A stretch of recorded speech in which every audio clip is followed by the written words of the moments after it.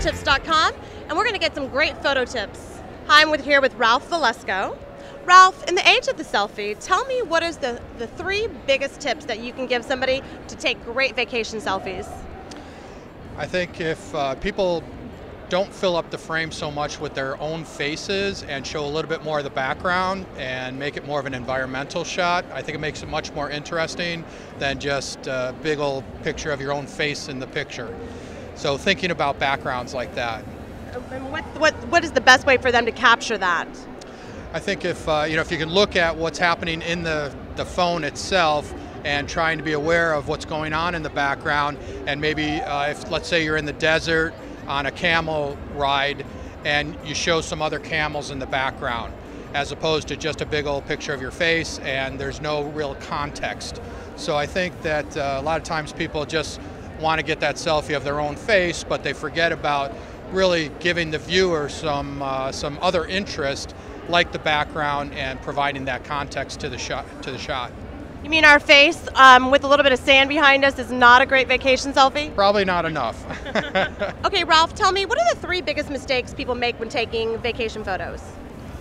Well, I think being aware of backgrounds is really important. I mentioned it with regards to taking selfies, but a lot of times we just fill the frame with a subject and we forget to provide some overall environmental interest that gives the viewer an idea of where you're photographing. Because a lot of these pictures that are just the face could be taken anywhere in the world, could be in your own backyard, but the idea is to show more of the environment and to give the viewer a sense of place. Another thing would be being aware of horizons. I do a lot of image reviews and photo critiques and things like that, and the one thing I see a lot is people with horizons that are off. And it could just be a little bit, and if you're trying to do that on purpose, fantastic, for maybe a little bit of an artistic shot. But most people usually aren't, and so that's a real obvious amateur thing, is to have a horizon that's off. And that's not only the natural horizon, like a landscape or a sunset or something like that, but there's also man-made horizons. Could be a windowsill, the altar of a church, a doorway, something like that, that if it's cockeyed, then it's going to be pretty obvious too. Okay. And what's your last tip? One other thing I would mention is people tend to just get certain types of pictures. Maybe they have an interest in people or plates of food or monuments, and that's going to make for a pretty boring slideshow once you get home.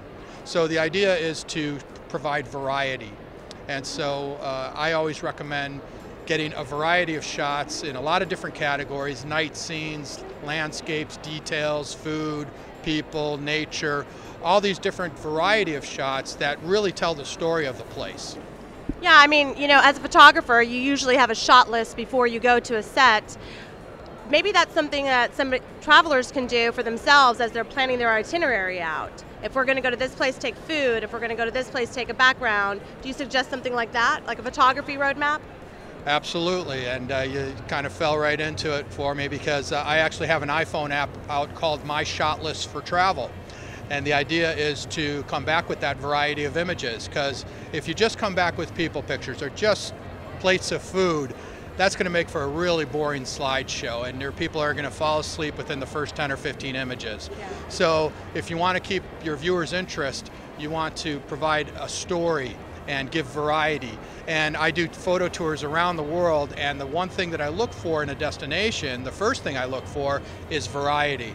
Is it going to be a place that can provide me and my people with a variety of shots? So cityscapes, night scenes, details, people, architecture, things like that, so that we don't come home with just one type of image and put the viewers of our photography to sleep.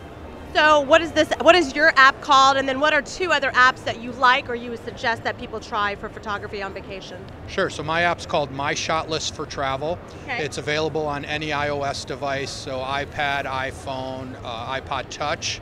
It's not available on other devices right now, but that's really just a shot list of 52 different categories, and people can check them off their list. They can create their own shot lists. So every time I go to a place, I create a shot list for that destination or that region of the world, because it also helps because it provides a framework. because when we go to these destinations, it can be really daunting to think about, well, how am I going to photograph Havana or Patagonia? Where do I start? So it really gives you a roadmap of what to shoot, and you can check those things off your list. And I recommend having 5 solid images in each category. So if you have 30 categories times 5, that's 150 solid images that should really make for a really interesting slideshow or book or whatever type of presentation that you're doing, and we can all do these things today. And what are the other 2 apps that you recommend? Yeah, I love Snapseed. And Snapseed's a really great app for when you take a picture on your smartphone, then you can post-process it a little bit. You can add filters and things like that. I try not to get too much into the filter part of it, but I like to maybe adjust contrast, brightness, things like that. So really very robust, easy to use app that's with me all the time. And then what's your last suggestion? Another one is something called VeloClock C. And what that is it helps me to think about what time of day I want to be in a place. Or when I'm putting together my tours and trying to figure out what are we going to go out in the morning. Usually with travel photography, I'm not out there at sunrise, but I do like to know when the light's best in a place. So I can find out what the phases of the moon are, when sunrise and sunset are, when the blue hour is going to be. So that's really important information for me. Okay, great. And I just have one more question. Especially at night when it's really dark, what is your best advice? Because sometimes when you take the flash, it almost floods the picture out, and it's worse than actually having the light. Is there a tip that you can give us for a dark place that the only source that you have is a flash, or what is your tip on that? Well, it certainly depends on the type of subject that you're photographing. If it's friends and family like that, then it's difficult to get a clear shot without a flash. But I understand that flash seems to overpower the image, and it makes the background just black. But the alternative is to use no flash, but then you usually have a slow shutter speed and you're going to have motion in the shot, so people are going to be blurry.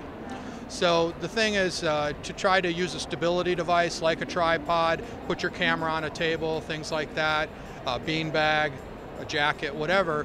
But with low light photography, it's all about shutter speed. So you have to be aware of what your shutter speed's going to be at that time.